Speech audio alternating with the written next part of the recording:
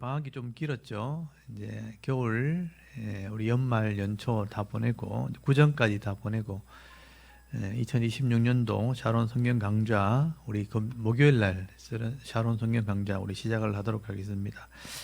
우리 지난번에 오늘 문제에서 이렇게 보셨던 것처럼 창세기 40장에서 43장까지 마지막 이렇게 배웠거든요. 지금 창세기를 보고 있는데요. 창세기는 전체를 이렇게 좀 정리를 할 줄 알아야 됩니다. 창세기 1장부터 11장까지 홍수 이전의 역사, 그러니까 압축된 역사가 나옵니다. 그리고 12장부터 50장까지는 셈족의 후예였던 아브라함이 하나님과 언약을 하면서 이스라엘이 나오게 되거든요. 이스라엘 조상들의 이야기, 4명의 족장 이야기, 아브라함, 이삭, 야곱, 요셉, 네 사람의 이 신앙의 예의가 기록되어 있습니다. 그래서 1장에서 11장까지 압축된 역사 안에는 창조가 나오고요. 1장, 2장 천지만물 창조, 인간 창조. 3장에서 타락, 죄의 기원이 나오죠. 그럼 4장부터 이제 이 죄의 문제를 해결하기 위한 하나님의 그 약속, 여자의 후손과 뱀의 후손이 나옵니다. 가인의 후손과 셋의 후손이죠. 그 두 계율이 섞이면서 죄악이 관영하게 될 때 6장부터 홍수 심판이 나오고 10장까지 홍수 심판에 대한 이야기가 나옵니다. 심판 이후에 함과 셈으로 둘러 나눠지죠. 그리고 이제 11장에 와서 그 함의 후손들이 바벨탑을 지으면서 사람들이 흩어지게 되었다. 그게 이제 11장까지 이야기입니다. 그래서 언어가 혼잡하게 되면서 많은 사람이 흩어지게 되었고, 흩어진 사람들 중에 이제 셈족의 10대 손인 아브라함을 하나님 불러서 하나님 나라를 이루겠다고 아브라함의 약속을 맺게 되죠. 그 약속한 아들들이 이스라엘 나라를 이루게 됩니다. 그래서 그 이스라엘 조상들의 신앙이 어땠는가? 그 아브라함의 믿음, 또 이삭의 믿음, 야곱의 믿음, 요셉의 믿음이 나오는데, 우리 40장 지난번에 배웠던 것까지 가면 아브라함, 이삭, 야곱까지 나와 있고요. 야곱이 이야기하는 중에 이제 요셉이 애굽에 팔려가면서 하나님께서 이제 애굽에 이스라엘 백성들을 이주시키기 전에 하나님께서 요셉을 먼저 종으로 팔려가게 하시죠. 그게 이제 하나님의 계획입니다. 이 아브라함 때부터 하나님께서 이미 계획을 하셨고, 이 이스라엘의 아들들, 야곱의 아들들이 이제 애굽으로 가게 하셨다가 가나안 땅이 충분히 타락했을 때 이 이스라엘 사람들을 통해서 정복하게 하시는 그런 게 하나님의 계획이었거든요. 그래서 요셉이 애굽에 내려가면서 형들의 미움을 받고 종으로 팔려갔지만 나중에 애굽의 총리가 됩니다. 그 총리가 되어져서 꿈을 해석하면서 나중에 총리가 되어져서 이제 야곱의 아들들이 왔을 때 데리고 들어가는 그런 과정들을 이제 설명을 하는 거예요. 그래서 오늘 제가 문제 냈지만 지난번에 40장에서 43장까지 배웠던 내용을 잠깐 이제 복습을, 이제 문제를 보면서 복습을 하고 또 진도를 좀 나가 보도록 하겠습니다. 오늘 제가 드렸던 문제를 한번 보시면 거기 1번에 요셉은 감옥에서 왕의 떡 맡은 자와 술 맡은 자를 만나게 됩니다. 그리고 이들의 꿈을 해석해 주게 되는데 누가 풀려나게 될 것이라고 말해주나요? 떡 맡은 관원도 꿈을 꾸고 이제 술 맡은 관원도 꿈을 꾸게 되는데, 술 맡은 관원의 꿈이 더 좋은 해석이죠. 3일 뒤에 풀려나게 될 거고, 떡 맡은 관원은 3일 뒤에 목이 달아나게 될 거다, 죽게 될 것을 이제 미리 말하게 됩니다. 근데 그게 실제로 이루어지죠. 그래서 이제 술 맡은 관원이 풀려나게 된다 하는 이야기를 하게 됩니다. 이게 하나님이 주신 꿈을 해석해 주는 이야기입니다.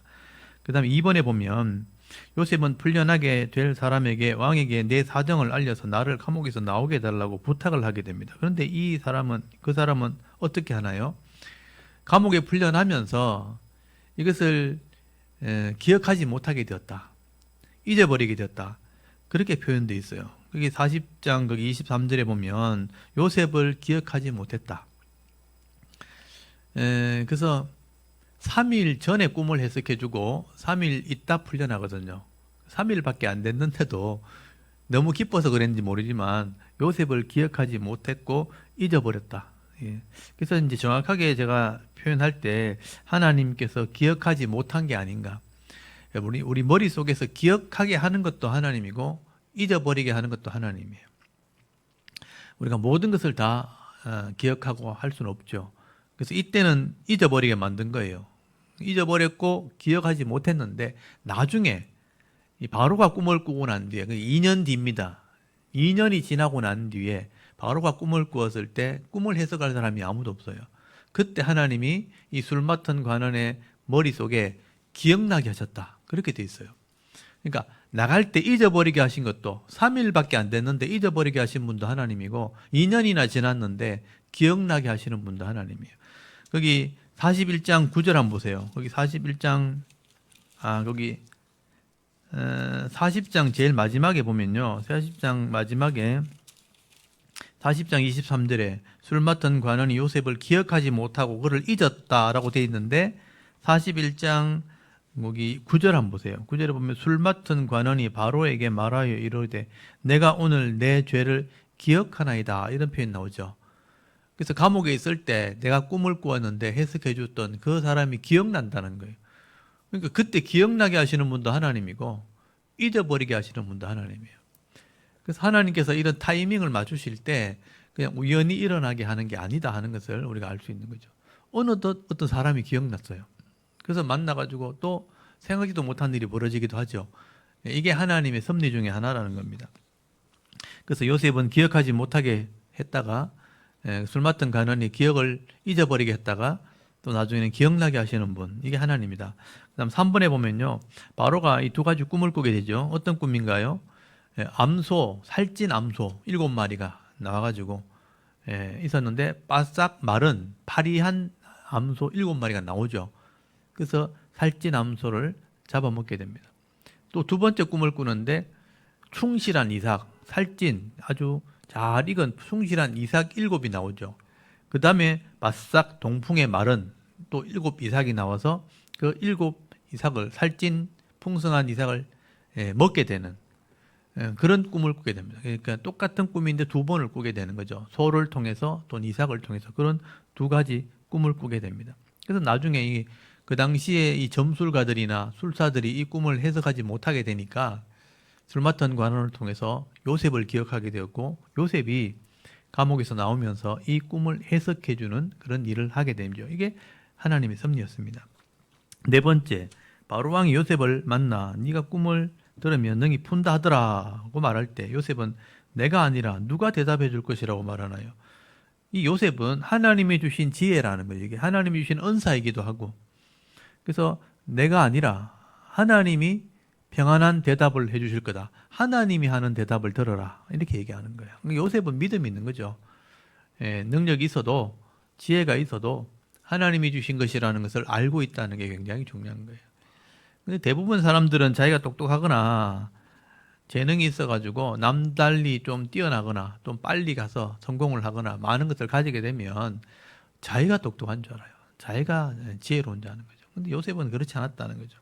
하나님이 평안한 대답을 당신에게 할 거다. 바로에게 할 거다. 그런 표현을 하는 것을 보게 됩니다. 그 다음에 5번 요셉이 바로왕의 꿈을 해석해주고 그 해결책까지 말하게 될 때 바로왕은 요셉을 보고 깜짝 놀라면서 칭찬을 하게 되죠. 요셉은 어떤 사람이라고 칭찬을 하게 되나요? 바로왕이 그 꿈을 이제 해석해주는 요셉의 말을 들어요. 이 살찐 암소나 살찐 이삭은 7년 풍년을 얘기하는 거다. 하나님이 이 세상을 섭리할 때 팔레스틴이나 애굽 지역에 이런 풍년을 주실 거다. 좋은 일기를 줘가지고. 그 다음에 이 7년의 풍년이 지나면 또 7년의 흉년이 오게 될 거다 하는 것을 미리 알려준 것이라. 두 번 겹쳐 꾼 것은 속히 되고 반드시 될 일을 알려주신 거다 하고 해석을 해주니까 아무도 생각하지 못했고 아무도 알지 못했던 사실을 요셉이 얘기해 줄 때 요셉이 참 대단한 사람이구나 칭찬을 하는데 그 칭찬이 두 가지 내용이 나와요. 거기 창세기 41장 38절에서 39절까지 보시면 하나님의 영에 감동된 사람이다. 신에 감동된 사람이란 표현을 써요. 그러니까 우리 용한 무담 만나면 신내림 이렇게 받은 사람들 보면 용한 무담 신이 함께하는 사람이라 보통 그렇게 생각하잖아요. 요셉이 그런 사람처럼 보인 거죠. 신이 알려준 그 지혜를 가진 사람. 신에 감동된 사람 그리고 명철과 지혜로운 자 명철과 지혜가 너 말고 누가 있겠는가 이런 칭찬을 들어요. 사실은 요셉은 17살 때 우리나라 말로 하면 우리나라 상황으로 보면 고등학교 한 1학년, 2학년 때 그러니까 집에서 하나님 말씀을 배우다가 나중에 종으로 팔려가거든요. 고등학교 때 종으로 팔려가가지고 애굽에 종살이 하다가 나중에 감옥까지 들어갔다가 총리가 됐잖아요. 세상에 학문을 한 적이 없어요. 학문을 한 적이 없는데 그 삶 속에 지혜가 있다. 명철하다. 이런 말을 들었다는 거예요. 그러니까 신에 감동된 사람이란 말을 들었다는 거예요. 그러니까 하나님의 말씀을 통해서 지혜를 얻게 되면 솔로몬도 그렇고 다니엘도 그렇고 또 다윗도 그렇고요. 이런 하나님의 지혜, 이 말씀으로 세상의 이치를 깨닫게 되면 삶의 지혜를 가지게 되는 것 같아요. 그래서 사람들이 볼 때 참 지혜롭다, 또 총명하다, 또 신에 감동된 사람이라 그런 말을 듣게 된다는 겁니다. 우리가 세상의 학문도 해야 되겠지만 말씀을 통해서 인생의 원리를 깨닫는 것은 굉장히 중요하다. 사람의 이 관계에 대하는 방법들을 배우려면 인격이 성숙을 해야 되는데 그 인격의 성숙함을 말씀을 통해서 배운다면 참 지혜가 있게 된다 하는 것을 우리가 알 수 있는 거죠. 요셉이 그런 사람이었다. 이 세상에 최고의 권력을 가진 왕이 그런 표현을 할 정도면 세상에 똑똑한 사람이 얼마나 많은데요. 제일 똑똑한 사람이 왕궁에 다 모여 있는데 그런 사람들이 볼 때도 요셉은 지혜로운 사람이었고 총명한 사람이었다. 신에 감동된 사람이었다라는 말을 들었다는 겁니다. 그래서 이런 지혜를 우리가 구해야 되는 거죠. 그 다음 6번에 보면 요셉은 애굽의 총리가 되었고 결혼하여 두 아들을 낳게 됩니다. 이 두 아들의 이름은 무엇인가요? 요셉이 애굽에서 낳은 아들은 므낫세와 에브라임입니다. 장자가 므낫세고 차자가 에브라임인데 이 둘째 에브라임이 나중에 이스라엘의 지도자로 쓰임을 받게 됩니다. 동생이 더 큰 은혜를 입게 되죠. 그 다음에 7번에 보면 요셉은 7년 풍년이 올 때 양을 모으고 흉년이 오기 시작하면서 양식을 팔게 됩니다. 여기 양을 모았다기보다는 양식을 모았다는 표현이 더 맞을 거예요. 양식을 모으고 그러니까 풍년이 왔을 때 흥청망청 쓰지 않고 요셉이 양식을 모은 거예요. 흉년을 올 것을 알고 있었기 때문에 그 당시에 이제 장사가 잘 되고 양식이 잘 나올 때 사람들이 기분이 좋아가지고 막 쓰임새가 많아지고 다 써버리면 나중에 흉년이 왔을 때 먹을 양식이 없는 거죠. 근데 요셉은 흉년이 올 것을 알고 있었기 때문에 양식이 많을 때 미리 모아놓은 거예요. 그래서 창고를 지어가지고 이 양식을 7년 동안 모읍니다. 그리고 나중에 양식이 줄어들게 되었을 때 양식을 팔게 되죠. 그때 요셉은 자기 형들이 양식 사러 오는 것을 보고 제일 먼저 확인하는 것은 무엇인가요? 이제 7년의 풍년이 지나고 양식을 충분히 모았을 때 양식이 없는 사람들은 이제 양식을 구하러 오는 거죠. 그때 애굽의 그 양식 창고에 앉아가지고 요셉은 누구를 기다렸냐면 자기 형들을 기다리는 거예요. 그 형들이 왔을 때 그리고 그 형들 왔을 때 제일 먼저 확인하는 게 뭐냐면 자기 동생 베냐민 친동생이죠. 다른 형제들은 다 배다른 형제들 어머니가 다르잖아요. 근데 요셉의 친동생은 베냐민입니다. 베냐민이 왔는지를 확인을 하는 거예요. 근데 베냐민이 오지 않았죠. 오지 않으니까 나처럼 이렇게 멸시를 받다가 혹시 형들이 또 죽였나 이런 오해를 할 수 있잖아요. 그래서 그걸 확인하기 위해서 첩자들이라 이렇게 정탐하러 왔다 이렇게 해서 조사를 하게 되죠. 그래서 형들 10명이 온 거예요. 12명의 아들 중에 요셉은 애굽에 와 있고 하나는 아버지 곁에 있었는데 이 요셉은 모르니까 10명이 왔으니까 조사를 한 거죠. 그래서 형제가 몇 명이었고 아버지는 어디 있고 뭐 다 물어본 거예요. 근데 그걸 조사하기 위해서 자기 동생이 살았는지 확인하기 위해서 10명을 조사를 하게 된 거예요. 그래서 이제 베냐민이 아버지한테 있다는 걸 알고 그 베냐민을 데리고 오게 하려고 양식을 다시 사러 올 때는 베냐민이 와야지만 양식을 준다고 그렇게 얘기한 거예요. 안 그러면 당신들이 정탐꾼인 줄 알고 내가 처벌을 내리겠다. 그러면서 이제 한 사람을 붙잡아 주죠. 그 붙잡아 준 사람이 다음 질문이 나오는 거예요. 여기 8번에 보면 요셉은 10명의 형들 중에 한 사람을 감옥에 가둬놓고 나머지 형들에게 양식을 주어 돌려보냅니다. 누가 감옥에 갇히게 되나요? 시므온이라는 형이죠. 그래서 시므온이 갇혀 있게 됩니다. 아마 이 양식을 가지고 갔으니까 양식이 떨어질 때까지 아마 몇 개월이 걸렸을 거예요. 아마 1년이 더 걸렸을 수도 있고 시간이 더 지났을 수도 있죠. 그래서 아마 처음에 양식이 떨어졌을 때 1년이라고 보면 1년 있다가 왔으면 다음에 양식을 사러 왔을 때 이제 흉년이 2년 지나갔다 그렇게 있거든요. 그러니까 아마 영력 잡아 1년 이상은 잡혀 있었을 거예요. 아마 시몬이. 그래서 처음에 양식을 사러 왔다가 두 번째 양식을 사러 왔을 때 흉년이 2년 지나갔다라고 했기 때문에 아마 1년 이상은 이 시몬이 잡혀 있었을 거예요. 그러니까 10명의 형제 중에 굳이 왜 시몬이었나 하는 것도 궁금하죠. 그래서 시몬도 범죄한 사람 중에 한 사람이었다 하는 거죠. 숫곳에 있을 때 레위와 함께 살인했던, 사람을 죽이고 약탈했던 사람이 주동자가 시몬입니다. 그래서 아마 시몬도 이런 제가 볼 때는 이런 과정을 통해서 자기의 죄를 깨닫게 하려고 그렇게 하지 않았나. 그게 아마 연관이 있다고 봅니다. 왜냐하면 제가 좀 이따 이제 보시겠지만 형들이 요셉에게 그 베냐민을 데리고 왔을 때도 베냐민의 그 자루에 은잔을 숨겨가지고 다시 돌려보냈다가 붙잡아 오거든요. 붙잡아 가지고 자기들은 돈도 훔친 적이 없고 양식을 훔친 적도 없는데 은잔을 훔친 것처럼 오해를 받은 거거든요. 그래서 이제 우리가 죄가 없는데 왜 이렇게 이런 일이 생겼나?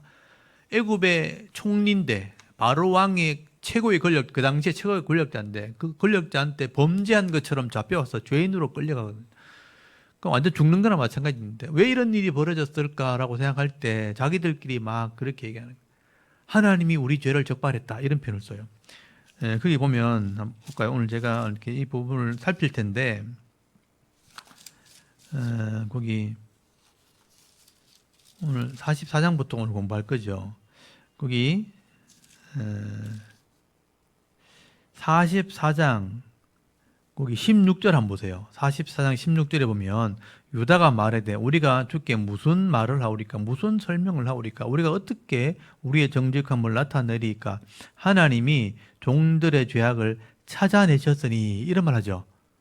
유다가 우리가 죄가 없는데 죄를 지은 것처럼 끌려온 거예요. 훔치지 않은 물건이 자기한테 발견됐기 때문에 그 형제들에게 발견됐기 때문에 왜 이런 일이 벌어졌을까? 아무리 설명할 방법이 없습니다. 그러니까 하나님이 우리 죄를 찾아낸 거 아닙니까?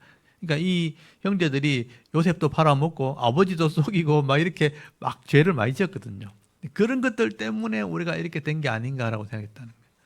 이거 생각해 보면 시몬도 거의 아마 1년 이상 잡혀있을 감옥 속에 혼자 잡혔잖아요. 그래서 10명이 왔다가 다 돌아갔는데 자기 혼자 감옥에 갇혔을 때 시몬이 어떤 심정이었을까 제가 생각해 보면 아마 이런 심정이 아니었을까.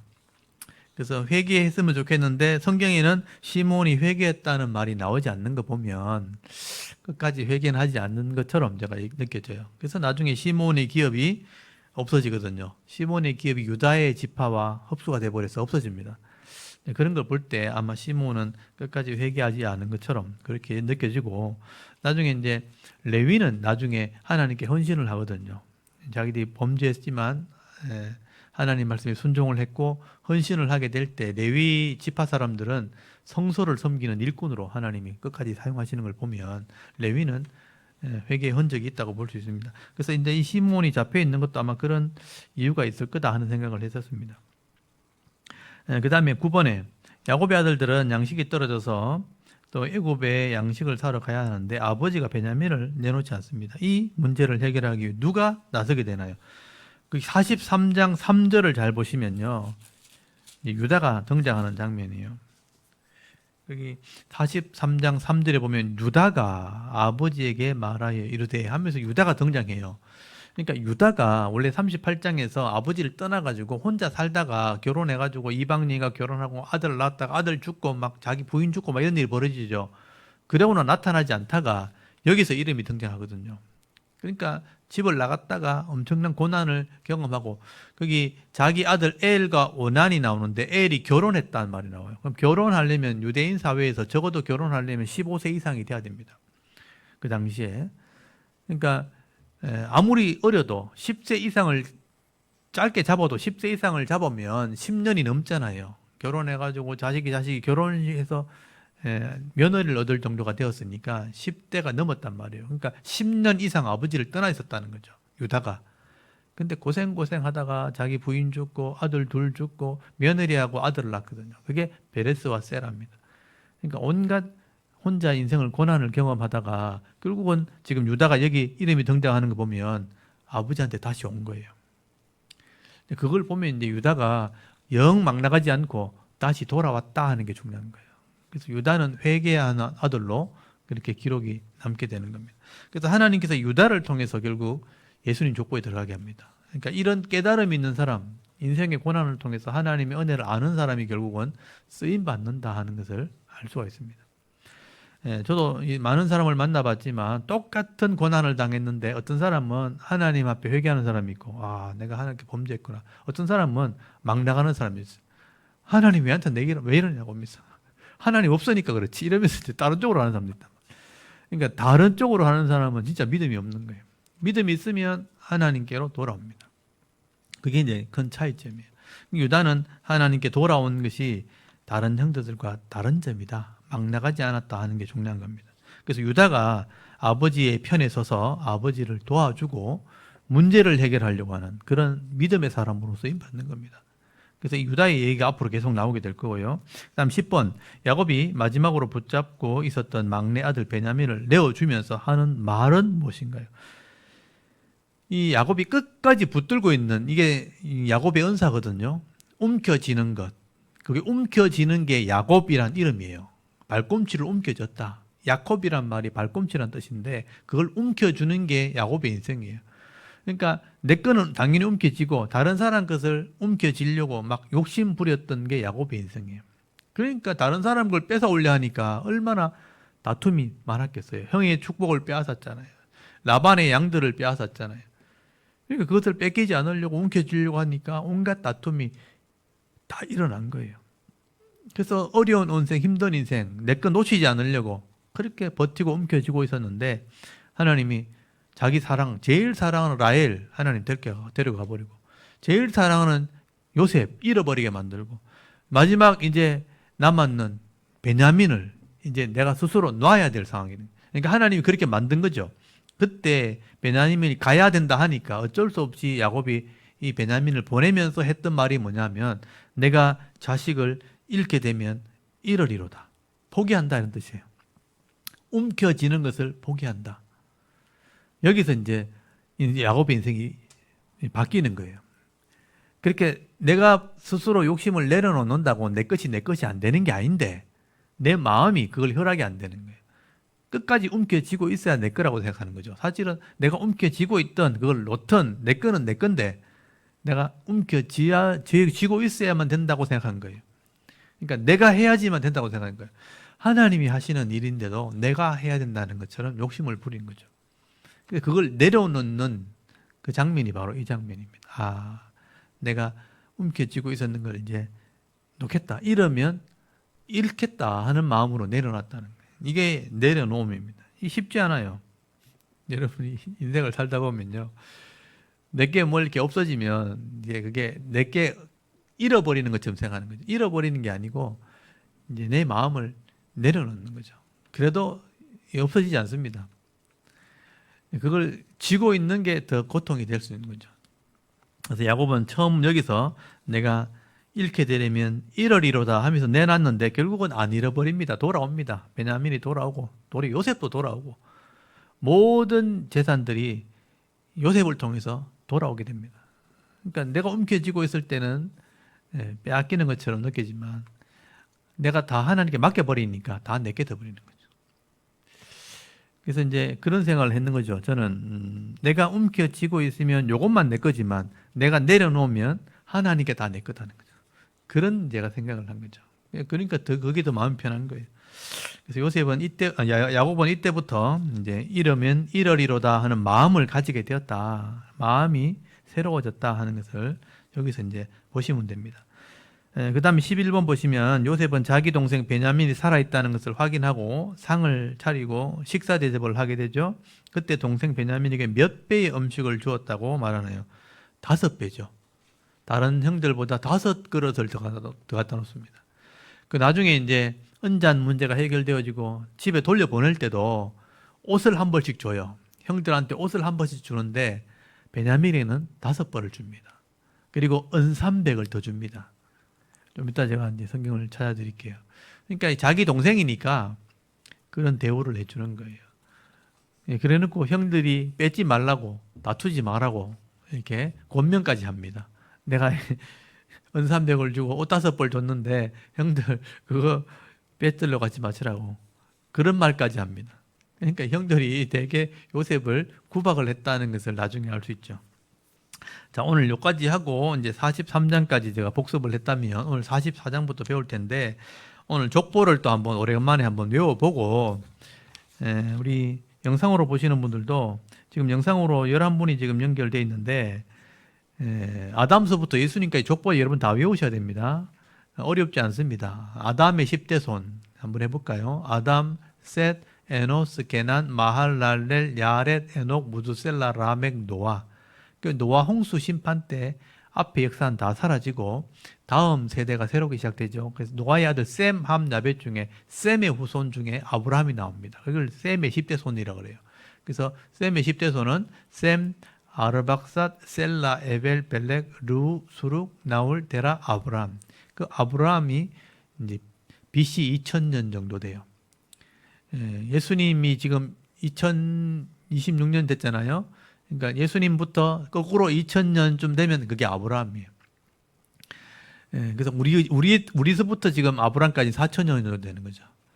그래서 이 아브라함이 처음 언약을 해가지고 하나님 나라를 세우는 첫 사람이 된 거죠. 하나님 나라에 세우는 약속을 믿고 온 사람이 아브라함이에요. 그 아브라함에서부터 다윗이 나온 거예요. 그래서 그 역사가 족보로 연결된 거예요.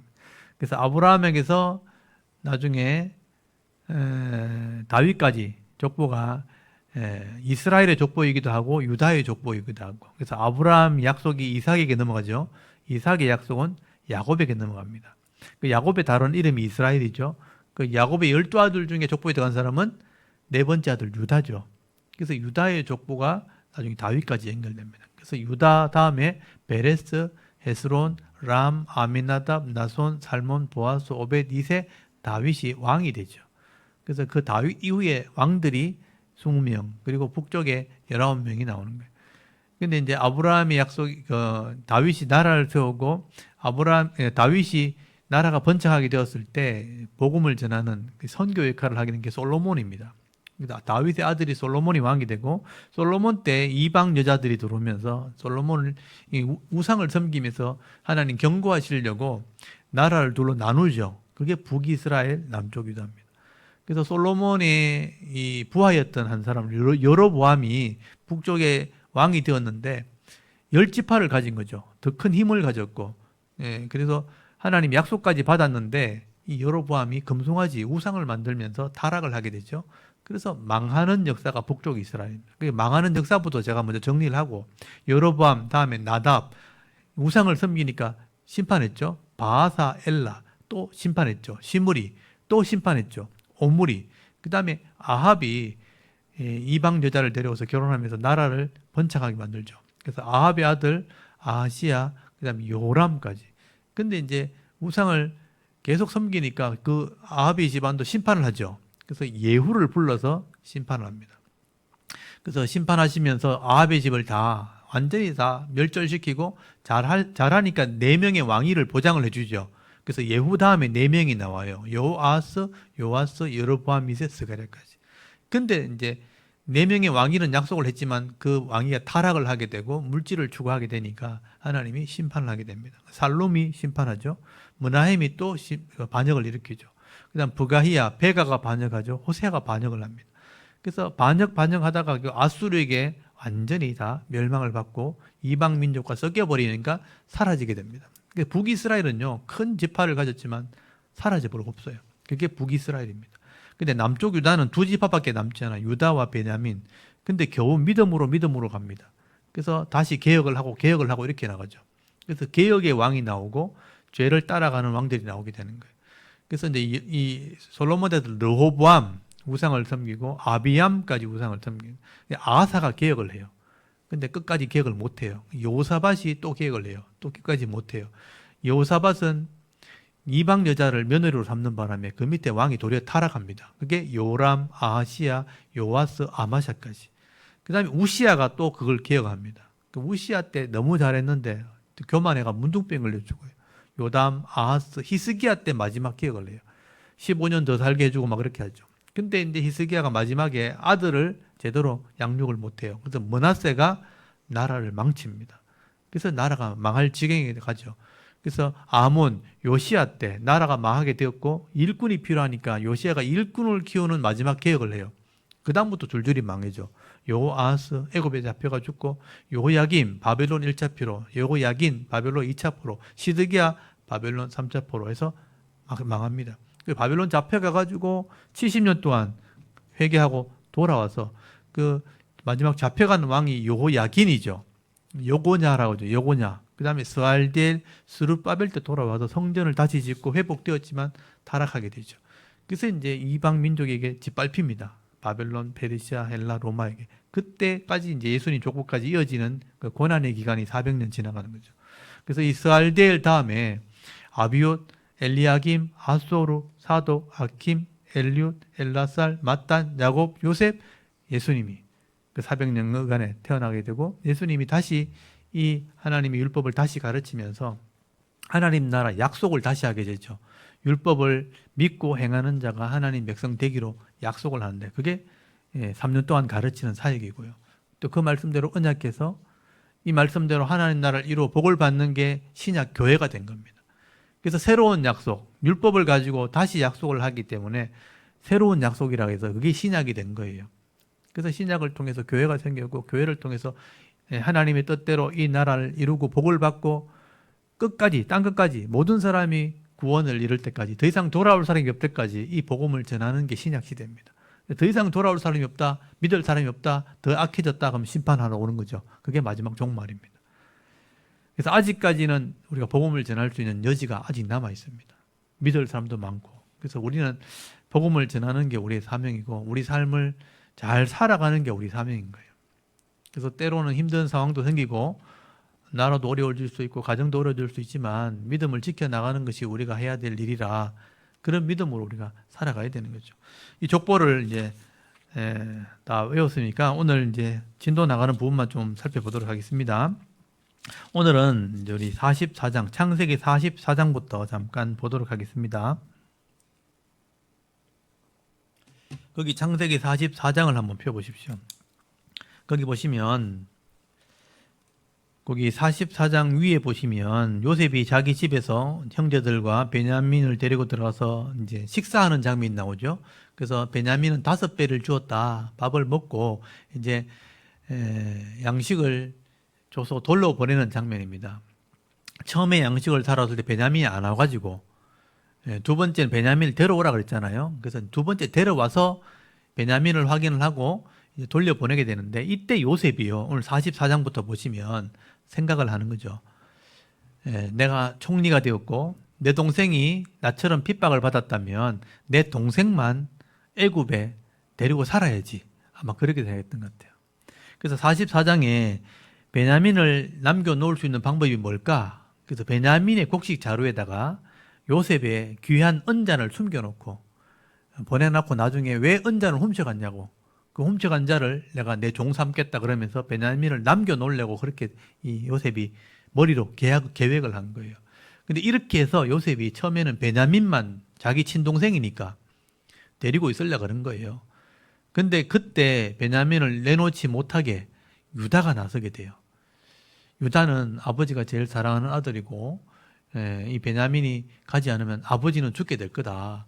그래서 유다가 아버지의 그 사랑하는 마음, 아버지의 이 생명을 위해서 헌신을 하게 됩니다. 내가 종 될 테니까 이 베냐민 보내달라고.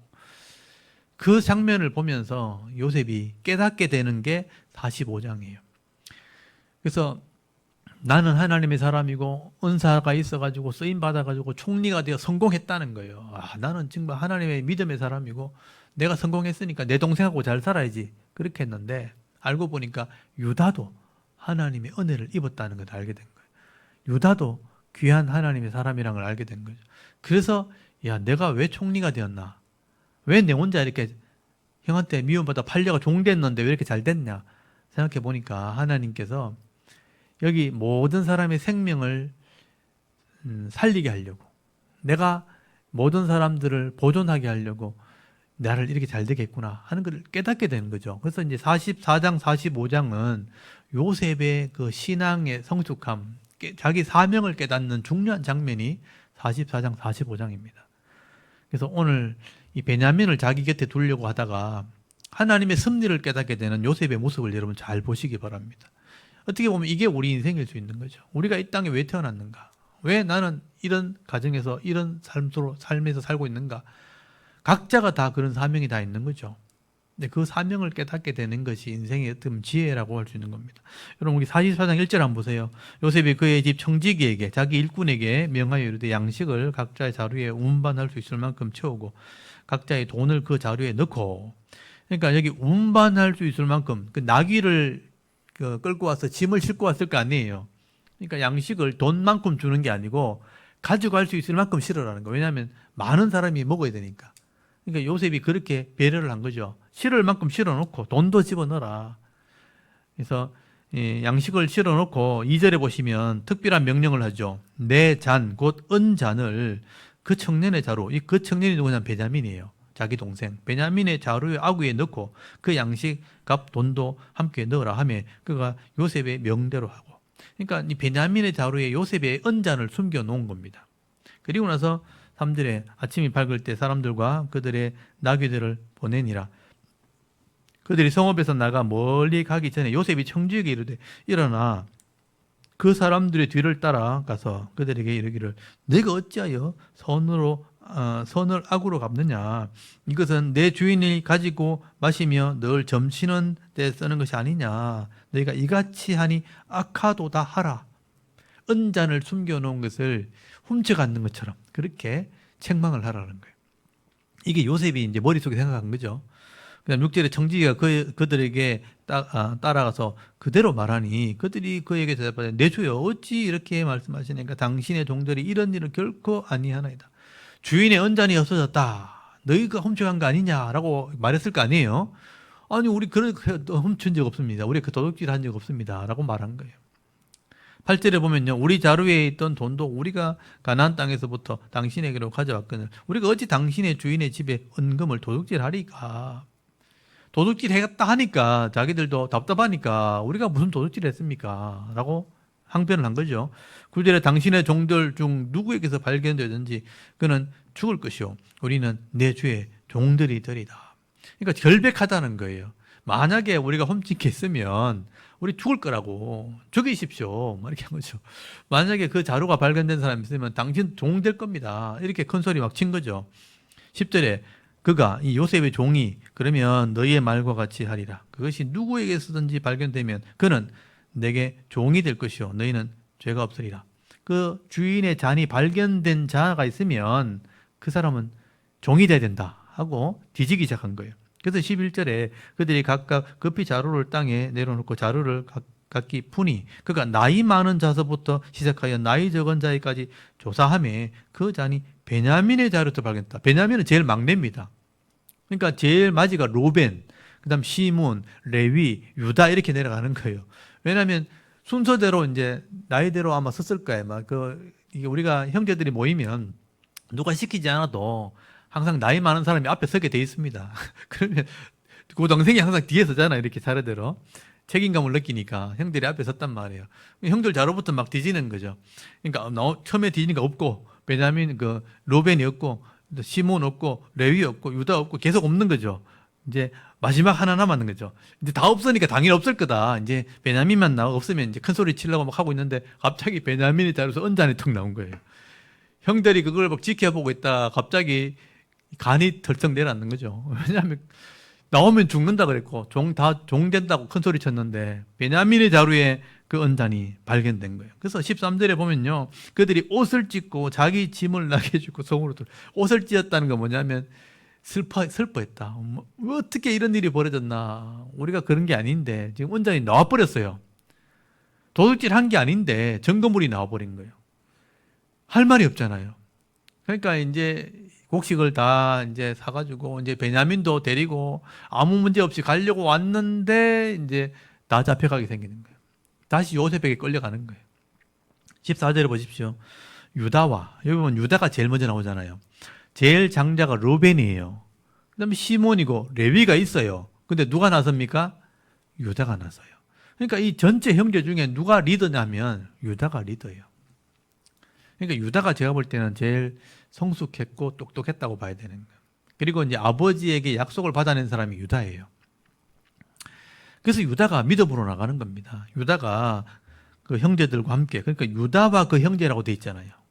유다와 그 형제들이 요셉의 집에 이르니 요셉이 아직 그곳에 있는지라 그 앞에 땅에 엎드리니 요셉이 그들에게 이르되 너희가 어찌하여 이런 일을 행하였느냐, 나 같은 사람이 점 잘 치는 줄을 내가 알지 못하느냐, 큰 소리 막 친 거죠. 그러니까 유다가 아무도 못 나서는데 유다가 나서요. 유다가 말하되 우리가 내주께 무슨 말을 하오리까, 무슨 설명을 하오리까, 어떻게 설명할 방법이 없는 거예요. 훔친 게 아닌데 나왔으니까.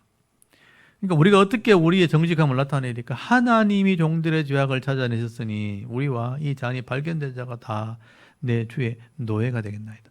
그러니까 하나님이 우리 죄를 발견했지 우리는 그렇게 하지 않았다는 거예요.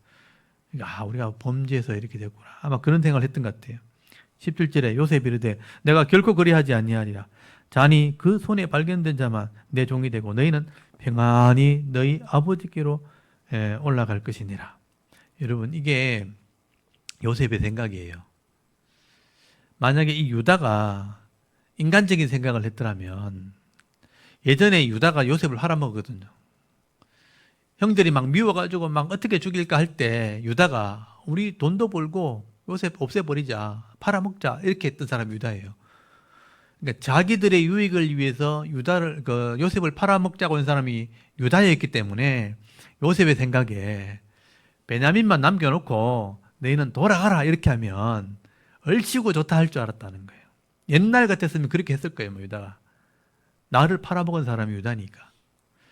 그러니까 걱정하지 말고 이 은잔이 발견된 베냐민만 종이 되고 나머지는 돌아가라. 보세요. 여기 17절 끝에 너희는 평안히 아버지께 돌아가라. 이렇게 하면 유다가 속으로는 좋아서 돌아갈 거다. 그러면 요셉의 계산대로 하면 베냐민만 4개 있으면 되는 거죠. 근데 문제는 유다가 18절부터 안 가는 거예요. 더 인상을 쓰면서 더 고통스러워하면서 그에 가까이 갔다가 인상 막 감정이 표현될 정도로 막 가까이 간 거죠. 내 주에 원하건대 당신의 종에게 내 주에게 한 말씀 드리게 아뢰게 하소서. 주의 종에게 노하지 마소서. 주는 바로와 같으십니다. 이전에 내 주께서 종들에게 물으시되 너희는 아버지가 있느냐 아우가 있느냐 하시기에 우리가 내 주께 아뢰되 우리에게 아버지가 있으니 노인이요 또 그가 노년에 얻은 아들 청년이 있으니 그 형은 죽고, 이 죽은 요셉이죠. 그 당시에는 그의 어머니가 남긴 것은 그뿐이므로 그의 아버지가 그를 사랑하나이다 하였더니 주께서 또 종들에게 이르시되 그를 내게로 데리고 내려와서 내가 그를 보게 하라 하시기로 우리가 내 주께 말씀드리기를 그 아이는 그 아버지를 떠나지 못할지니 떠나면 그의 아버지가 죽겠나이다. 주께서 또 주의 종들에게 말씀하시되 너희 막내 아우가 너희와 함께 내려오지 아니하면 너희가 다시 내 얼굴을 보지 못하리라 하시기로 우리가 주의 종 우리 아버지 집에로 도로 올라가서 내 주의 말씀을 그에게 아뢰었나이다. 그 후에 우리 아버지가 다시 가서 이 곡물을 조금 사오라 하시기로 우리가 이르되 우리가 내려갈 수 없나이다. 우리 막내 아우가 함께 가지 아니하면 함께 가면 내려가려니와 막내 아우가 우리와 함께 가지 아니하면 그 사람의 얼굴을 볼 수 없음이니이다. 주의 종 우리 아버지가 우리에게 이르되 너희도 알거니와 내 아내가 내게 2 아들을 낳았으나 하나는 내게서 나갔으므로 내가 말하기를 틀림없이 찢겨 죽었다 하고 내가 지금까지 그를 보지 못하였거늘 너희가 이 아이도 내게서 데려가려 하니 만일 재해가 그 몸에 미치면 나의 흰 머리로 슬퍼하며 수올로 내려가리라 하니 아버지의 생명과 아이의 생명이 서로 하나로 묶여 있거늘 이제 내가 주의 종 우리 아버지에게로 돌아갈 때 아이가 우리와 함께 가지 아니하면 아버지가 아이의 없음을 보고 죽으리니 이같이 되면 종들이 주의 종 우리 아버지가 흰 머리로 슬퍼하며 수올로 내려가게 합니다. 지금 말이 엄청 길잖아요. 이거를 다 얘기했다는 거예요. 유다가 이거 구구절절 구구절절 이걸 다 설명을 하는 이유가 뭐냐 하면 아버지가 이 아이가 안 가면 죽는다 이 얘기한 거잖아요. 그러면 지금 이 유다가 요셉의 앞에서 누구의 마음을 지금 염려하고 있는 겁니까? 아버지의 마음이잖아요. 그 얘기를 길게 설명한 거죠. 아버지가 이 베냐민을 사랑한다는 거예요. 자기 아내가 낳은 아들이 요셉과 베냐민밖에 없는데 잘 사랑하는 아들인데 하나는 죽었고 하나는 남았는데 뺏기면 안 되니까 그걸 억지로 이렇게 양식 때문에 데리고 온 거니까 안 가면 안 된다고. 아버지 때문에 가야 된다고. 그러면서 여기 32절 보세요. 주의 종이 내 아버지의 아이를 담보하기를 내가 이를 아버지께로 데리고 돌아오지 아니하면 영원히 아버지께 죄를 지리다 하였사오니 이제 주의 종으로 그 아이를 대신하여 머물러 있어 내 주의 종이 되게 하시고 그 아이는 그 형제들과 함께 올려보내소서. 그러니까 자기가 희생하겠다는 거잖아요. 그래서 이제 어떻게든지 아버지의 마음을 이렇게 아프게 하지 않으려면 데리고 가야 됩니다. 까지 끝내지 않고 정종이 필요하면 내가 될 테니까, 내가 종이 될 테니까 이 아이는 보내달라. 자기가 희생한 거잖아요. 그러니까 이 아이의 값을 내가 지불하겠다 이런 뜻이거든요. 이게 속죄거든요. 속죄. 대속. 대신 내가 죽겠다는 뜻이에요. 그 대속의 은혜를 깨달은 사람이 바로 유다입니다. 유다. 이 베냐민 대신에 내가 죽을 테니까, 내가 종이 될 테니까 동생은 보내달라. 그러니까 이거는 요셉이 볼 때는요, 유다가 이렇게 할 사람이 아닌 거예요. 옛날에 유다면 당연히 자기를 팔아먹었던 사람이니까 동생도 당연히 팔아먹을 거라고, 내어놓고 가라면 갈 사람이라고 이렇게 생각했는데 안 내놓는 거죠. 아버지의 마음을 생각하고 있고, 그러니까 아버지의 마음을 아프게 하지 않으려고 아버지를 사랑하고 있고, 그 아버지의 사랑을 이루기 위해서는 내가 대신 종이 되겠다고 얘기하는 거 보면 유다가 엄청난 변화를 경험했다는 거죠. 야, 이 유다를 하나님 변화시켰구나. 이걸 이제 요셉이 순간적으로 깨달은 거예요. 아, 이 유다가 변했구나. 유다가 이 하나님의 은혜를 알고 있구나. 그 순간에 요셉의 생각은 조금 전까지만 해도 자기 동생만 데리고 있으려고 그랬어요. 다 보내고 그냥 동생만 잘 살아야지 그랬단 말이에요. 근데 그 생각이 바뀐 거예요. 내가 요셉인 걸 알려야 되겠구나. 형들에게 나를 알려야 되겠구나. 보세요. 34절에 그 아이가 나와 함께 가지 아니하면 내가 어찌 내 아버지께로 돌아갈 수 있으리까. 두렵건대 제가 내 아버지께 미침을 보리다 하니까 요셉이 시종하는 자들 앞에서 그 정을 억제하지 못하고 소리질러 모든 사람을 자기에게로 물러가라 하고 그 형제들에게 자기를 알리니라고 돼 있잖아요. 그러니까 요셉의 생각이 바뀐 거예요. 내가 요셉이란 걸 알려야 되겠구나. 그때 그와 함께한 다른 사람이 없었어요. 그러니까 요셉이 자기 형들에게만 내가 요셉입니다 라고 말한 거예요. 2절에 요셉이 큰 소리로 우니 애굽 사람들에게 들려 바로의 궁에 들리는지라. 요셉이 그 형들에게 이르되 나는 요셉이라. 내 아버지께서 아직 살아계시니까 형들이 그 앞에서 놀라서 대답하지 못하더라. 갑자기 있잖아요. 애굽의 총리라고만 생각했지 요셉이라 상상도 못했는데 갑자기 총리가 울면서 눈물을 흘리면서 형님 제가 요셉입니다 이렇게 하니까 할 말을 못 잃어버린 거죠. 아니 이게 무슨 일이야 이러면서 꿈이야 생시야. 아니 요셉이라니 옛날에 팔아먹었었는데 어디로 팔려간지도 모르는데 갑자기 요셉이라고 이렇게 하니까 할 말을 잃어버린 거예요. 순간적으로 멈춰버린 거죠. 아니 요셉이라고?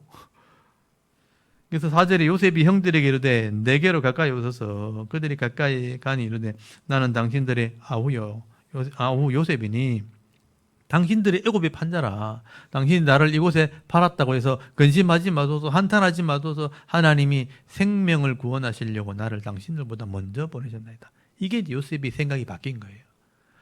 자기 혼자 잘 먹고 살라 그랬는데 형들이 팔아먹인 게 아니고 하나님이 나를 먼저 보낸 겁니다. 그걸 깨달은 거예요. 이게 정말 중요한 깨달음입니다. 그러니까 형들은 자기를 팔아먹었다고 생각하고 죄를 지었다고 생각하고 늘 이렇게 가슴에 안타까워하고 일만 생기면 우리가 죄를 지어서 그런가 보다 막 그렇게 생각했는데 요셉이 그것 때문에 근심하지 말라고 한탄하지 말라고 하나님이 나를 여기 먼저 보내신 겁니다. 하나님이 보냈다는 거예요. 6절에 보세요. 이 땅에 2년 동안 흉년이 들었으나 이제 흉년이 2년 지나갔다는 거예요. 5년은 밭갈이도 못하고 추수도 못하고, 왜냐면 씨가 없으니까. 씨, 종자 씨를 다 먹어버렸으니까 없어요. 그러니까 5년 동안 농사 못 지을 겁니다. 미리 알고 있는 거죠. 7절에 하나님이 큰 구원으로 당신들의 생명을 보존하고, 여기 보세요. 생명을 보존하는 사명. 이게 이제 노아의 사명이었거든요. 여러분 나중에 노아 홍수에 보면요. 노아가 방주 만들잖아요. 하나님이 노아에게 뭐라 했냐면 네가 생명을 보존하는 일을 해야 되겠다. 그래서 짐승들의 생명을 살리는 일을 해요. 근데 요셉도 마찬가지죠. 야곱의 가족들을 살려서 데리고 와야 되는 거죠. 그게 애굽에 데리고 오는 것이 요셉의 사명인 거예요. 그래서 생명을 보존하고 당신들의 후손을 세상에 두시려고 나를 당신들보다 먼저 보내셨다. 이게 하나님의 사명이거든. 내게 주신 사명이구나. 그래서 여기 8절에 그런즉 나를 이리로 보낸 이는 당신들이 아니요 하나님이시라. 이게 요셉의 큰 깨달음입니다. 당신들이 파는 것처럼 일단은 보였지만 진짜 나를 보낸 것은 하나님입니다 라고 고백한 거예요. 그러니까 형들을 미워할 이유가 없죠. 그렇지 않나요? 우리가 막 일이 생겨가지고 나를 막 핍박하는 사람들 보면 막 내게 감정이 쌓인 것처럼 그렇게 생각하지만, 그런 일을 통해서 내가 더 열심을 품어가지고 더 하나님께 귀하게 쓰임받게 되면 하나님이 당신을 통해서 나를 이렇게 열심히 하게 한 겁니다. 이렇게 생각해야 되는 거죠. 그러면 사람을 미워할 필요가 없는 거죠. 하나님의 섭리를 발견하면 그렇습니다. 그래서 때로는 악한 일에, 때로는 의로운 일에 쓰임받을 수 있는 거예요. 그래서 요셉은 그걸 안 거죠. 나를 이리를 보낸 일은 당신들이 아니고 하나님이시라. 하나님이 나를 바로에게 또 아버지로 삼으시고 그 온 집의 주로 삼으시며 애굽 온 땅의 통치자로 삼으셨나이다. 애굽의 총리가 되겠다는 거죠. 하나님이 그렇게 섭리하셨다는 것을 고백한 거예요. 그래서 당신들은 속히 아버지께로 올라가서 아뢰기를, 아버지의 아들 요셉의 말에 하나님이 나를 애굽 전국의 주로 세우셨으니 지체 말고 내게 내려오사. 아버지 아들들과 아버지의 손자들과 아버지의 양과 소와 모든 소유가 고센 땅에 머물며 나와 가깝게 하소서 하면서 이제 야곱과 그 가족들을 다 데리고 오라고. 그게 하나님 계획이었다는 것을 요셉이 말씀을 하게 됩니다. 그리고 11절에 흉년이 아직 5년 5해가 있으니 내가 거기서 아버지를 복령하리다. 아버지와 아버지 가족과 아버지 속한 모든 사람들에게 부족함이 없도록 하겠나이다 하더라 하고 전하소서. 당신들의 눈과 내 아우 베냐민 눈을 보는 바 당신들에게 이 말을 하는 것은 내 입이라. 당신들은 내가 애굽에서 누리는 영화와 당신들이 본 모든 것을 다 내 아버지께 아뢰고 속히 모시고 내려오소서. 그래서 이런 총리로서 누리는 이런 영광이 준비되어 있으니까 걱정하지 말고 내려오시라고 아버지한테 좀 전해달라고. 그렇게 돌려보내게 되는 거예요. 14절에 자기 아우 베냐민의 목을 안고 우니 베냐민도 요셉의 목을 안고 우니라. 이때까지만 해도 베냐민은 자기 형이 살아있을 거라고 생각을 못한 거죠. 자기 그 총리가 형일 거라고 생각도 못했죠. 이때 진짜 베냐민에게는 내가 네 형이다라고 말하는 거예요. 그러니까 아마 이 베냐민이 그 요셉과 헤어질 때 나이가 10살쯤 되었었거든요. 요셉은 17살 때였거든요. 17살 때 팔렸다고 돼 있고요. 그때 베냐민은 10살쯤 되었을 때입니다. 10살이면 초등학교 한 3학년 정도 되나요? 3학년? 초등학교 3학년이면 형의 얼굴을 기억할 때쯤 될 거예요, 아마. 어르폰이 얼굴을 기억하는데 지금 이때 지금 30살에 총리가 되었으니까 요셉이 10살 때 헤어졌으면 요셉이 17살에 팔려가지고 30살이 됐으니까 몇 년이죠? 13년입니까? 13년이고 풍년이 7년 지났잖아요. 13년에 7을 더하면 20년이죠. 7년 지나고 2년, 6년이 또 지났죠. 22년이 지났으니까 10살에서 헤어졌으면 22년이면 32살. 32살이면 수염이 났을 때거든요. 그러니까 요셉도 수염이 났을 건데 요셉은 총리가 됐으니까 애굽은 머리를 다 밀고 수염을 다 밀어야 돼요. 그러니까 그때는 이제 머리가 대머리처럼 해가 관을 쓰고 있어요. 그 당시 문화상 그 관직에 들어간 사람들은. 근데 애굽 사람처럼 이렇게 얼굴을 그리고 있었고 이렇게 치장을 하고 있었기 때문에 그 장관, 그 총리의 모습을 가지고 있었기 때문에 전혀 못 알아봤을 거고, 베냐민의 이 모습도 수염이 난 상태일 거예요. 아마 32살이 되었으면 어른이 되었으니까 그렇게 변화된 상태에서 서로 만난 거예요. 만나니까 처음엔 어리둥절했지만 이제 요셉은 확실히 베냐민을 알아봤고 베냐민은 형을 처음 알아본 거죠. 그래서 이제 서로 목을 안고 진짜 울었다고 돼 있어요. 진짜 형이라고 이제 그때 안 거죠. 그리고 15절에 요셉은 또 형들과 입 맞추며 안고 우니 형들이 그제서야 요셉과 처음 말한 거죠. 말도 못하고 진짠가 가짠가 이러고 있었는데 베냐민과 서로 인사하는 걸 보고 형들도 야 요셉 맞구나 이렇게 한 거죠. 그래서 말도 하고 했다고 돼 있습니다. 얼마나 뻘쭘했을까요? 총리가 되어 있는 요셉을 봤으니까 막 납작 엎드리고 있을 때는 말도 못하고 엎드리고 있다가 갑자기 요셉이라 하니까 얼굴을 보기는 봤는데 말도 못하고 있다가 이제 처음 말을 건네기 시작한 거죠. 16절에 요셉의 형들이 왔다는 소문이 바로 궁에 들리며 바로와 그의 신하들이 기뻐하고 바로는 요셉에게 이르되 네 형들에게 명령하기를 너희는 이렇게 하여 너희 양식을 싣고 가서 가나안 땅에 이르거든 너희 아버지와 너희 가족을 이끌고 내려오라. 내가 너희에게 애굽에 좋은 땅을 주리니 너희가 나라에 기름진 것을 먹으리라. 이제 바로 왕이 명령을 합니다. 그래서 이제 수레를 내어줘요. 왕의 수레를 내어줍니다. 거기 19절에 보면요. 이제 명령을 받았으니 이렇게 하여 너희는 애굽 땅에 수레를 가져다가 너희 자녀의 아내를 태우고 너희 아버지를 모셔오라. 그러니까 왕의 수레를 내어줍니다. 그리고 왕의 명령이니까 가족들 다 데리느라. 그러니까 총리의 가족들이 가나안 땅에 있다는 걸 들었기 때문에 그 부모와 가족들 다 데리고 오라고 명령을 하게 됩니다. 20절에 보면 또 너희 기구를 아끼지 말라. 온 애굽 땅에 좋은 것이 너희 것임이니라. 이게 엄청난 반전이죠. 드라마로 치면 완전 반전이죠. 애굽에 종이 돼가 와가지고 또 형들이 양식을 구걸하러 왔다. 이제 간첩으로 몰려가지고 도둑으로 몰렸다가 갑자기 애굽의 모든 것을 누릴 수 있는 그런 총리의 가족들이 된 겁니다. 21절 이스라엘의 아들들이 그대로 할 때 요셉이 바로의 명령대로 그들에게 수레를 주고 길 양식을 주며 길 양식은 이제 가면서 먹을 수 있는 양식을 길 양식이라고 그래요.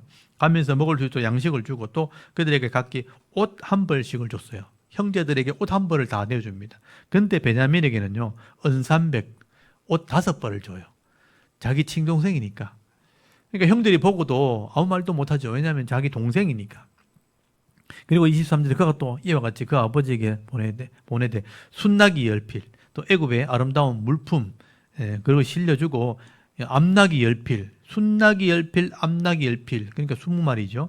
그리고 아버지에게 길에서 드릴 곡식 떡 양식 엄청난 많은 양식들과 재물들을 실어줍니다. 그리고 24절에 이에 형들을 돌려보내며 그들에게 이르되 당신들은 길에서 다투지 말라 하더라. 저는 이 말이 좀 되게 요셉이 걱정이 되는 거예요.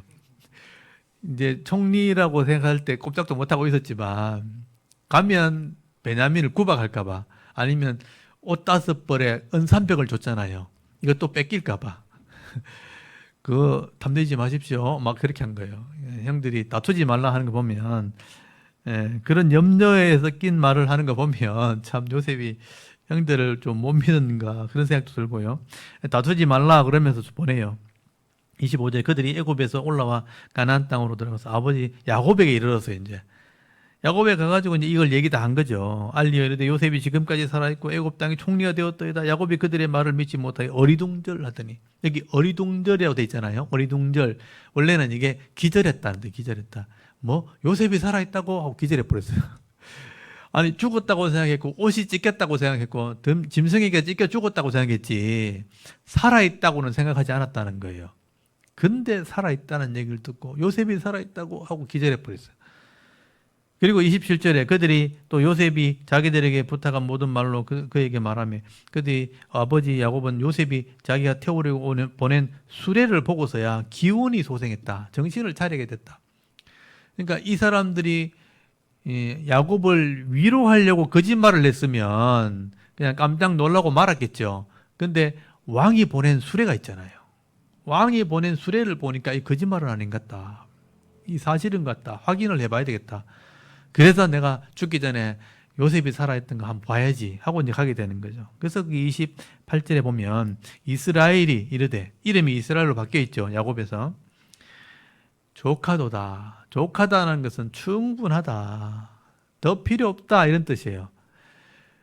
지금 2년 동안 흉년이 와가지고 양식 다 잃어버리고 자기 요셉 잃어버렸죠. 베냐민 낳아버렸죠. 이제 그 당시만 해도 베냐민 낳아버렸죠. 이제는 나 뭐 잃어도 나 모르겠다. 이렇게 다 포기했는 상태인데 다 잃어버렸는데 지금 부족하지 않대요. 옛날 같으면 다 움켜쥐고 있어도 욕심이 더 이렇게 채워지지 않아가지고 더 내가 모아야지, 더 내가 해야지 이런 생각을 가질 텐데 지금 다 내려놨는데도 이제는 부족하지 않다는 말을 하게 돼요. 이게 진짜 평안한 마음이에요. 그래서 저는 이스라엘 야곱이 이때부터 마음이 완전히 바뀐 겁니다. 아, 내가 움켜쥔다고 내게 되는 게 아니구나. 또 놔버린다고 그게 내게 아닌 게 아니구나. 하나님이 다 채워주시는구나 하고 깨달은 거예요. 다 내려놨는데 이제는 부족하지 않게 됐다. 내 아들 요셉이 지금 살아있다고 하니 내가 죽기 전에 가서 그를 보리라.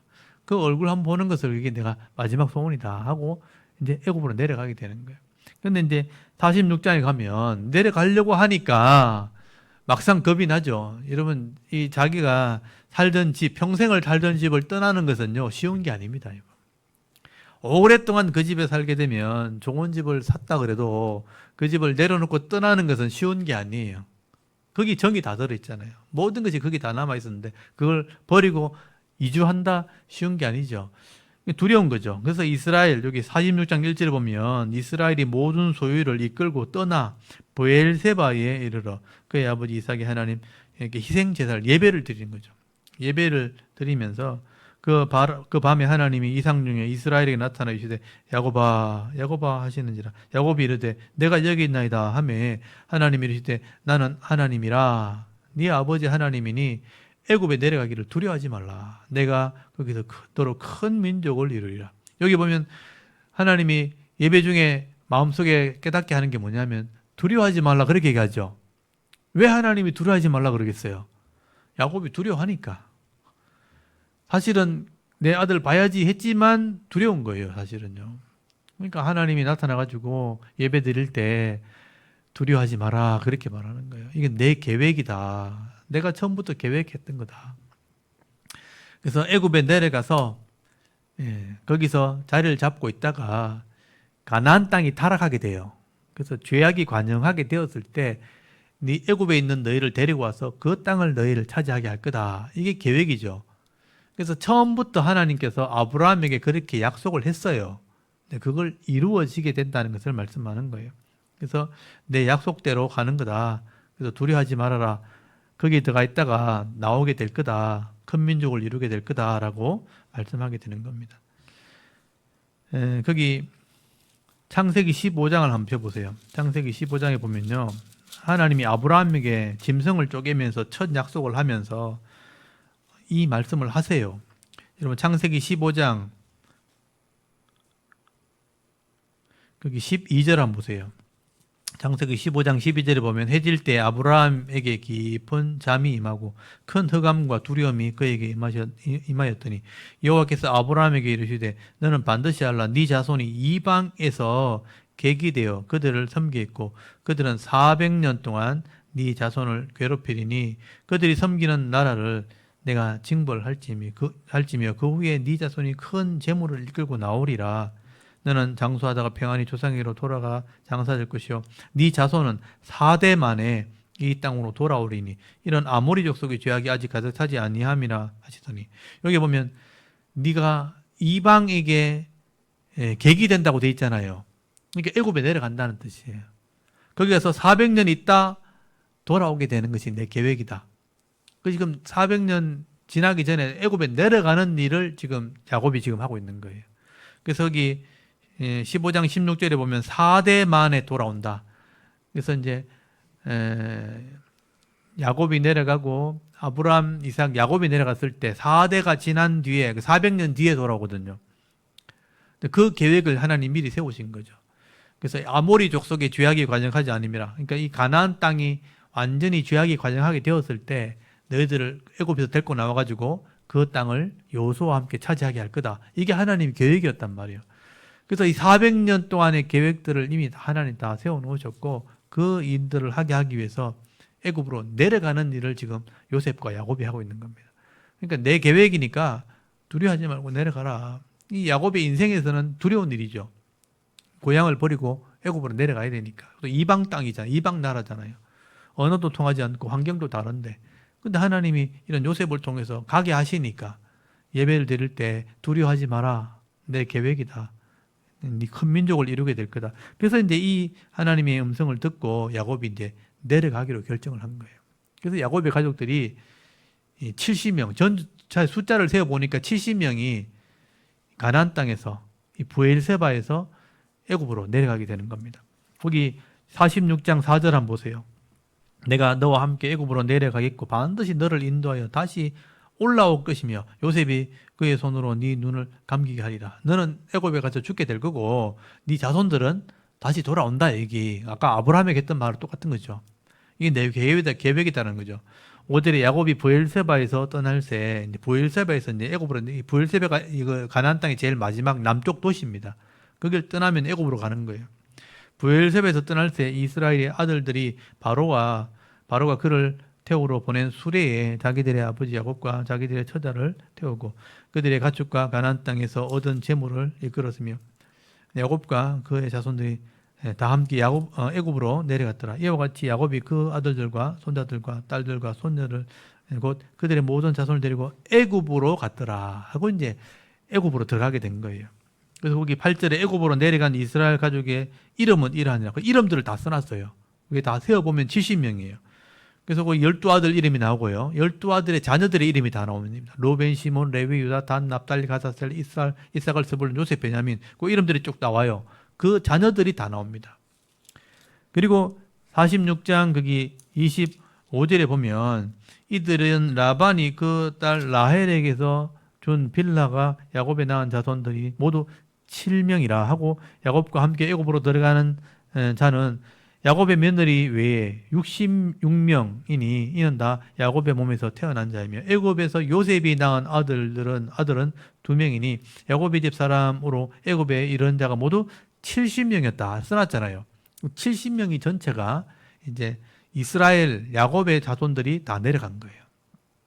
그리고 이제 28절에 보면 야곱이 유다를 미리 보내요.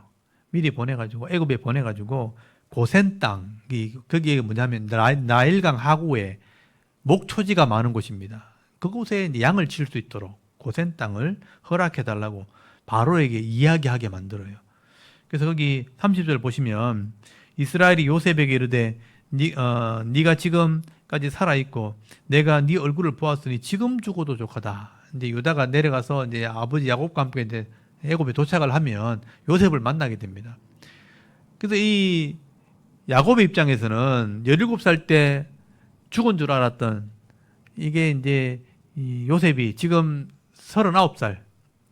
아까는 베냐민은 32살이었는데 요셉은 39살이거든요. 39살에 만난 거예요. 그래서 이제 지금 죽어도 좋다. 지금 죽어도 좋다 하는 말을 하는 거 보면 가장 좋다는 뜻이죠.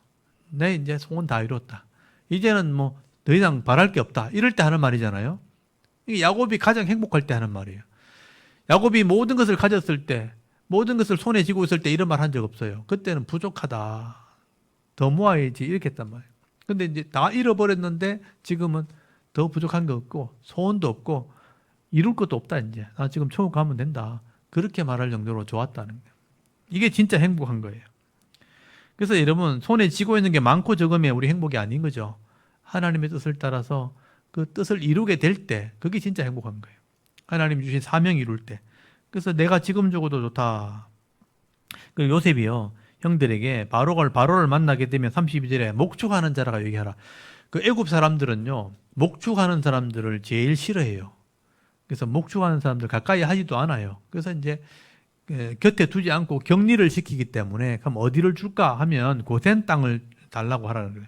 그래서 여기 34절 끝에 보면요. 고센 땅에 살게 되었다. 그래서 이스라엘 사람들은 고센 땅에서 목축을 하면서 거기서 이제 격리되어서 썩기지 않게 돼요. 썩기지 않으니까 400년이 지나도 이스라엘이 그대로 있는 거예요. 그래서 이제 이 애굽을 들어간 것은 요셉 때문에 들어가게 되었지만 요셉이 총리였기 때문에 그 땅을 얻게 했다라고 말하는 거예요. 47장부터는 이제 야곱의 가족들이 애굽에 들어갔을 때 바로 왕을 만나는 장면이 나옵니다. 바로가 이제 총리의 아버지가 왔으니까 인사를 해야 되잖아요. 인사할 때 바로를 만나는 장면이 나오면서 이 야곱의 나이를 묻는 장면이 나오는데, 여기 47장 9절에 보면 130살이라는 이야기를 하게 돼요. 130살, 내가 인생을 돌아보니까 험악한 세월을 보냈다, 이런 표현이 나오거든요. 사실 야곱의 인생이 험악한 인생이었어요. 치열하게 살았죠. 형의 축복을 빼앗고 라반에게 가서 자기 아내를 얻고 양식을, 자기 재산을 모으기 위해서 20년 동안 고생 한 거잖아요. 그걸 뺏기지 않으려고 형한테 가서 아부를 하고 막 절을 하고 막 그렇게 했잖아요. 그래서 이 12자식을 지키려고 했는데 흉년이 오는 바람에 다 날아가 버리고, 이제 양식 구하러 왔는데 요셉을 만나게 되었고, 하나님 섭리를 깨닫게 되었는데, 하나님의 은혜를 알고 다 내려놨더라면 처음부터 행복했을 텐데 고생하다가 이제 알게 됐다, 이런 뜻이거든요. 이 130년의 세월이 험악한 세월인 거죠. 그래서 여러분, 인생이 똑같이 주어지지만 하나님 은혜로 사는 사람은 늘 행복하지만, 은혜를 모르는 사람들은 자기 욕심대로 살아야 되는 거예요. 그러니까 자기 마음대로 안 되잖아요, 인생이. 욕심은 있고 마음대로 안 되니 그 삶이 험악한 인생이 되는 거죠. 험악한 세월이 되는 겁니다. 그래서 우리가 예수 믿고 자기 사명 깨닫고 살아가는 게 참 지혜로운 거다 하는 생각을 하게 됩니다. 여러분, 나이가 많고 적음을 떠나서 내가 이 땅에 왜 태어났는지, 내 사명이 뭔지 그거 알고 가정을 섬기고 직장을 섬긴다면 그 사람은 참 행복한 사람인 거죠. 그래서 나중에 전도서에 보면 나와요. 내가 먹고 마시며 아내와 함께 자식들과 즐거워하는 거, 이게 제일 큰 행복이다. 이거 잃어버리면 다 잃어버리는 거죠. 그래서 자기가 주어진 행복이 뭔지를 깨닫고 살아가는 게 참 지혜로운 것입니다. 야곱은 이때서 이제 130년 허송세월을 보내다가 나머지 17년 동안 살거든요, 애굽에서. 그리고 147세에 죽습니다. 그 17년 동안은 제일 행복한 시간을 보낸 게 야곱입니다. 그게 이제 야곱의 인생으로 끝나고, 그 다음에 요셉이 마무리하는 장면이 이제 50장까지 나오는 거예요. 이 내용은 이제 마지막 마무리는 우리 다음 주에 제가 또 설명을 드리도록 하겠습니다. 오늘 지금 핵심이 그죠. 요셉과 유다에 대한 신앙에 대한 깨달음이죠. 요셉도 깨닫고 유다도 깨닫고, 아버지의 마음을 위해서 자기가 희생을 하고, 그래서 결국은 자기 가족을 다 살리게 되는, 요셉이 생각을 바꾸면서 다 데리고 내려와서 다 살리게 되는, 이게 하나님의 섭리였다 하는 것을 말씀하는 것입니다. 여러분은 각자 여러분의 믿음의 영역이 다 있는 거죠. 가정의 영역이 있죠. 여러분이 책임져야 될 영역이 다 있죠. 그 속에서 이 은혜를 누리시면 되는 거예요. 그래서 그 은혜를 누리려면 결국 하나님의 섭리를 깨달아야 됩니다. 인생이 얼마나 주어져 있고 그 인생 동안 우리가 뭘 해야 되는지를 알아야지만 지혜롭게 행복하게 살 수가 있는 겁니다. 오늘도 이 말씀을 통해서 자신의 신앙을 한번 돌아보시고 내게 주신 사명 잘 감당하기 위해서 교회를 잘 섬기시고 말씀을 잘 묵상하시면서 하루하루 그 기쁨을 누리면서 남은 생애를 살아갈 수 있는 그런 은혜가 있기를 바랍니다. 오늘 여기까지 하고 우리 다음 주에 만나도록 하겠습니다. 우리 잠깐 기도하겠습니다. 하나님, 은혜를 감사합니다. 긴 우리 겨울 방학을 끝내고 샤론 성경 강좌 다시 개강하게 하시니 감사를 드립니다. 이 창세기 말씀부터